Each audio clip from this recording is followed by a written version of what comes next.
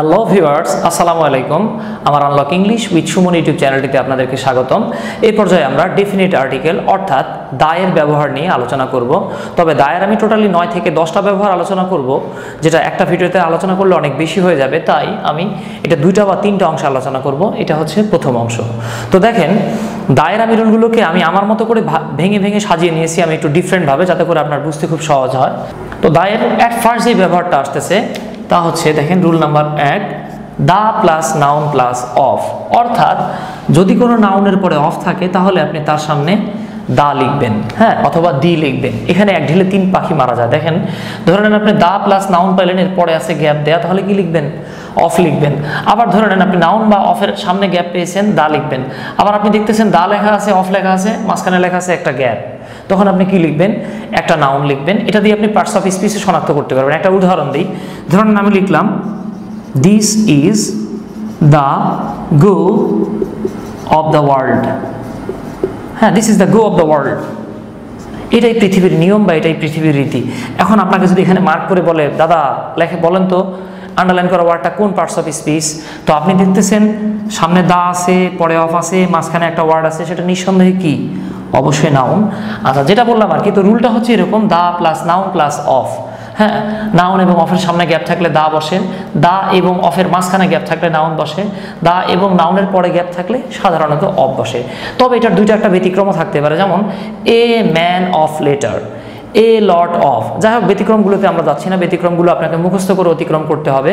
তো আমি নর্মাল রুলে চলে আসলাম। এখন আপনি একটা বড় ধরনের বিপদে পড়বেন কখন জানেন? যদি আপনি নাউনেই না চিনেন। নাউন না চিনলে আপনার একটা গিট্টু লেগে যাবে। তো আপনি যাতে নাউন সহজে চিনতে পারেন, তাই আমি এখানে কিছু সাফিক্স লিখে রেখেছি। অনেক অনেক সাফিক্স আছে, জাস্ট মোস্টলি ইউজড সাফিক্সগুলো আমি এখানে লিখে রাখলাম। যদি কোনো ওয়ার্ডের শেষে আপনি এন্স পান, অর্থাৎ ইম্পর্টেন্স, ইগনোরেন্স, যদি এন্স পান যেমন ইন্ডিপেন্ডেন্স, নেগলিজেন্স, যদি ইয়ার পান যেমন টিচার, মেকার, প্লেয়ার, যদি সিওয়াই পান যেমন কম্পিটেন্সি, নেগলিজেন্সি, ইমার্জেন্সি, প্রেগনেন্সি, ডম যেমন ফ্রিডম, বোর্ডম, কিংডম, লজি যদি পান টেকনোলজি, অ্যানালজি, শিপ, মেয়েরা হলে বলে রিলেশনশিপ, ছেলেরা বলে ফ্রেন্ডশিপ। যাই হোক, সবাই ছেলে মেয়ে সবাই সেমই বলতে পারে। এরপরে থাকতেছে সন, যেমন আপনি কি বলবেন? নেশন। হ্যাঁ, তারপরে দেখেন জন, হ্যাঁ, এটা অনেকে সনও বলে থাকে। দেখেন যেমন ভিজন।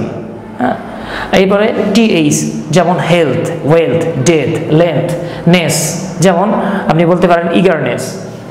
এরপর আরও অনেক ওয়ার্ড আছে, দেখেন T Y, popularity, regularity, similarity, activity, main.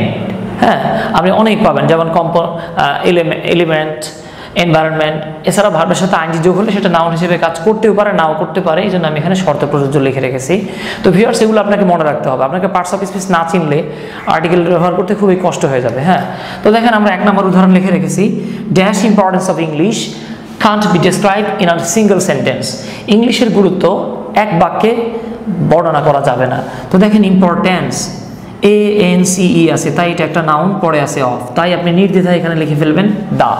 অর্থাৎ এখানে চলে আসতেছে, দেখেন the plus noun plus of, এই রুলটা। এরপরে দেখেন dash popularity of the actor is sky touching. অর্থাৎ অ্যাক্টর বা এখানে একটা নির্দিষ্ট অ্যাক্টরের কথা বলতেছেন আপনি, যে অ্যাক্টরটির যে পপুলারিটি বা জনপ্রিয়তা সেটা হচ্ছে আকাশ ছোঁয়া। তো দেখেন এখানে TY দেওয়া আছে, তো আমরা জানি TY থাকলে সেটা কি হয়?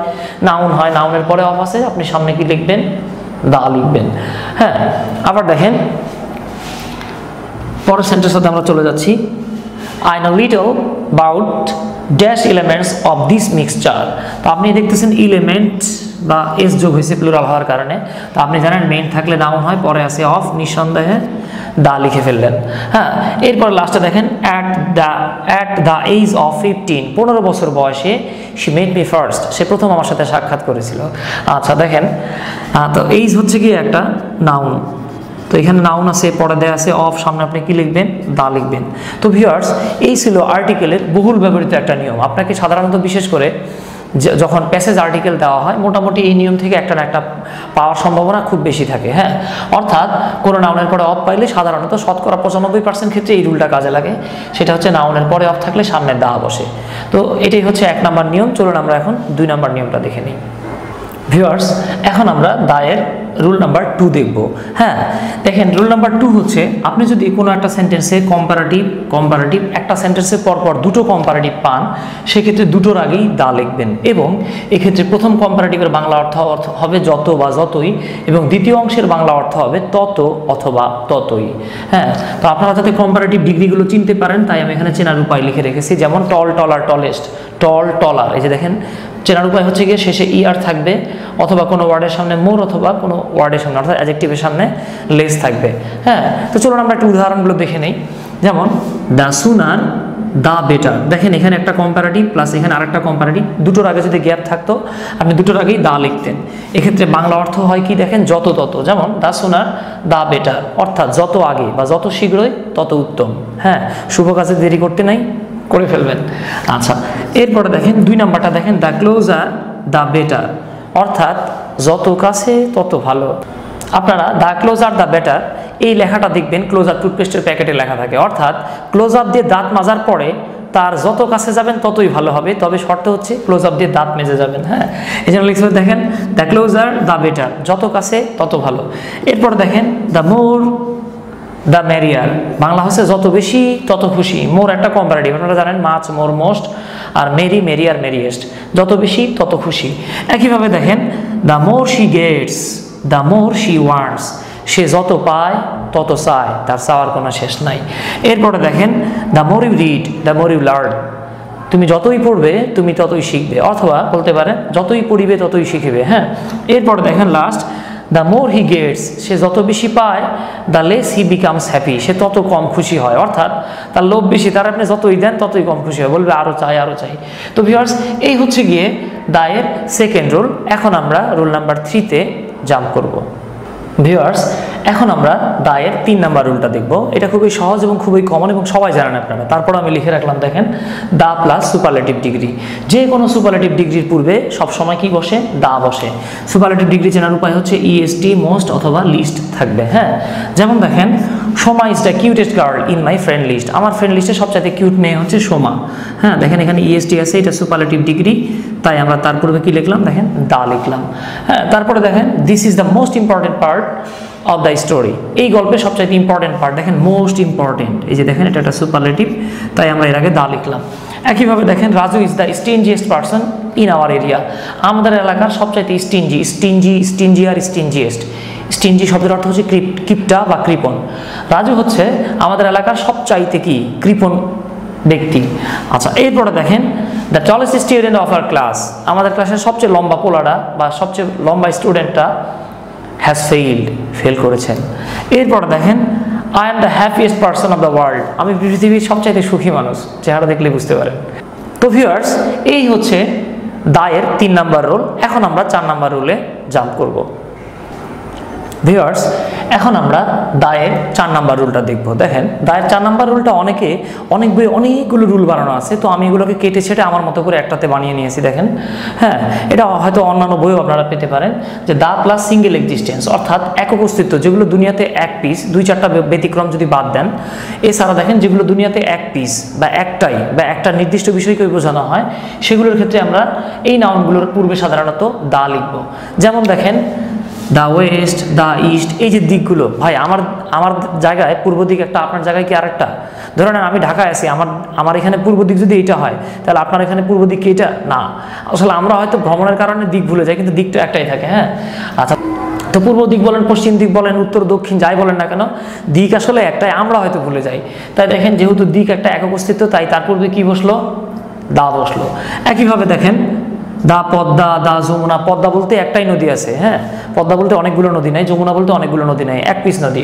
অনেকে এই রুলগুলোকে আপনারা আলাদা আলাদাভাবে অনেকগুলো রুলে বলেন, যেমন দিকের নামের আগে দা বসে, নদীর নামের আগে দা বসে, এরকম পত্রিকার নামের আগে দা বসে, চন্দ্র সূর্যের নামের আগে দা বসে। এইভাবে দা আপনি এত কিছু না পড়ে আপনি সিম্পলি মনে রাখতে পারেন যেগুলো এক পিস এগুলোর আগে দা বসে। হ্যাঁ, আচ্ছা, এরপর দেখেন the daily star, daily star নামে বাংলাদেশে একটাই পত্রিকা আছে।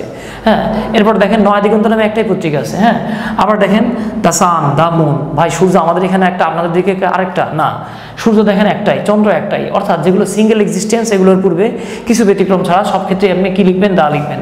একইভাবে দেখেন দ্য ওয়ার্ল্ড, দ্য ইউনিভার্স, তো এই হচ্ছে মূল বিষয়, এটা আপনারা নর্মালি লিখতে পারবেন। যেমন আমরা ছোটবেলা থেকেই শুনেছি the sun rises in the east, the sun sets in the West, হ্যাঁ এরকম পড়ছেন, দ্য মুন ইজ রাউন্ড, হ্যাঁ।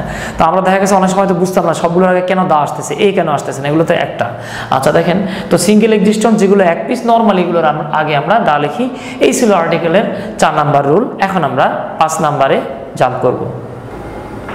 ভিউয়ার্স, এখন আমরা দায়ের 5 নাম্বার রুলটা দেখতেছি। দেখেন এই রুলটা খুবই ইম্পর্টেন্ট একটা রুল, হ্যাঁ খুব মনে রাখবেন, এটা মারাত্মক কাজে লাগে। হ্যাঁ দেখেন, দা প্লাস নাউন দ্বিতীয় তৃতীয় চতুর্থ পঞ্চম ষষ্ঠ ডট ডট ডট ডট বা থাকলে, অর্থাৎ কোনো নাউন যখন আপনি কোনো একটা প্যাসেজে বা আপনার জীবনে যে কোনো সময় যখন কোনো নাউন আপনি ফার্স্ট টাইম পাবেন, তখন সেটা আপনার জন্য নির্দিষ্ট নয়, তাই সেখানে এ অ্যান্ড অথবা অন্য কোনো ডিটারমিনার বসতে পারে, দা বসবে না। কিন্তু প্রথমবারের পরে যতবার দ্বিতীয় তৃতীয় চতুর্থ পঞ্চম ষষ্ঠ সপ্তম এনতম পদ পর্যন্ত আপনি যতবারই দেখবেন সেটা আপনার জন্য নির্দিষ্ট।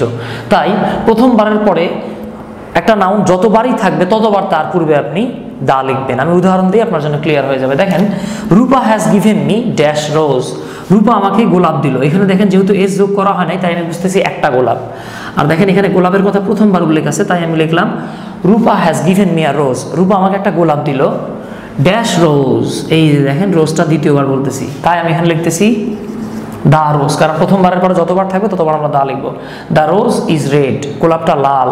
ড্যাশ রোজ স্মেল সুইট, গোলাপটা মিষ্টি গন্ধ ছড়ায়। এই যে দেখেন এবার তৃতীয়বার আছে, তাই আমি লিখলাম দেখেন দা। এরপর দেখেন শি হ্যাজ বট ড্যাশ রোজ, এবার দেখেন চতুর্থবার আছে ফ্রম শাহবাগ, সে গোলাপটি শাহবাগ থেকে কিনেছে। ওই গোলাপের কথায় দেখেন আবার আমি চতুর্থবার যখন বলতেছি তখন আবার কি লিখলাম দা। হ্যাঁ, তো দেখেন এখানে একটা রোজের কথাই 4 বার বলা হয়েছে। প্রথমবার আমি কি লিখলাম এ, এরপরে 3টা বারে কি লিখেছি, দা লিখেছি। এরপরে দেখেন 1 নাম্বার শেষ, আমরা আরেকটা উদাহরণে চলে যাই। ই হ্যাভ সিন ড্যাশ গার্ল, তুমি একটা মেয়ে দেখেছো বা তুমি মেয়ে দেখেছো। এখন দেখেন যেহেতু এটা প্রথমবারে আছে, তাই আমি এখানে লিখলাম a. I have seen a girl, তুমি একটা মেয়ে দেখেছিলে বা একটা মেয়েকে দেখেছিলে। Dash girl was very cute, মেয়েটি ছিল খুবই কিউট। এই যে দেখেন দ্বিতীয়বার আসতেছে, তাই আপনি লিখলেন the girl was very cute. তারপরে বলা হলো দেখেন I also saw the girl yesterday, আমি সেই মেয়েটাকে আমিও গতকালকে দেখেছিলাম। দেখেন ওই মেয়েটা সম্পর্কে আবার যখন বলতেছি তখন আমি এখানে কি লিখলাম, দা লিখলাম। তো ভিউয়ার্স, এভাবে আপনি খুব সহজেই প্রথমবারের পরে যদি দ্বিতীয় তৃতীয় চতুর্থ পঞ্চম যে কোনো বার একটা নাউন পান, তার আগে দা লিখতে পারবেন। তো ভিউয়ার্স, দায়ের ব্যবহারের প্রথম অংশ আমি এখানে শেষ করতেছি। পরবর্তী অংশে আমি দায়ের বাকি রুলগুলো নিয়ে আলোচনা করব। Till then, bye by.